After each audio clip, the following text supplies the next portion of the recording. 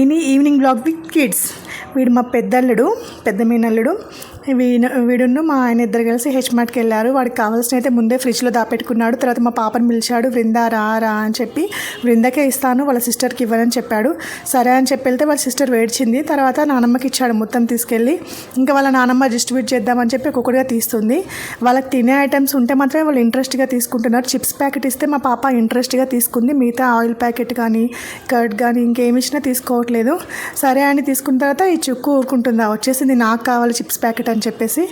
ఇంకా వాళ్ళిద్దరు గొడవపడుతూ ఉంటే చూస్తూ ఏం చేయాలో అర్థం కాలేదు. సరే ఓపెన్ చేసి ఇద్దాంలే అంటే ఒక్కరి మాట ఒకరు వినట్లేదు. ఇంకా వీడు వచ్చేసాడు, నా చిప్స్ ప్యాకెట్ నాకు ఇచ్చేసాయని చెప్పేసి బృంద చేతిలోంచి అది కూడా లాగేసుకున్నాడు. ఆ సోమ్ ప్యాకెట్స్ కోసం, చిప్స్ ప్యాకెట్ కోసం ఇద్దరు ఏడవడము, గొడవ పడము. బాబోయ్, వీళ్ళతో అసలు పిల్లలకి ఏదైనా తెస్తే ముగ్గురికి ఈక్వల్గా తేవాలి, లేదంటే లేదు. ఒకటి తెచ్చి ముగ్గురికి షేర్ చేద్దాం అంటే చాలా కష్టం కదండి.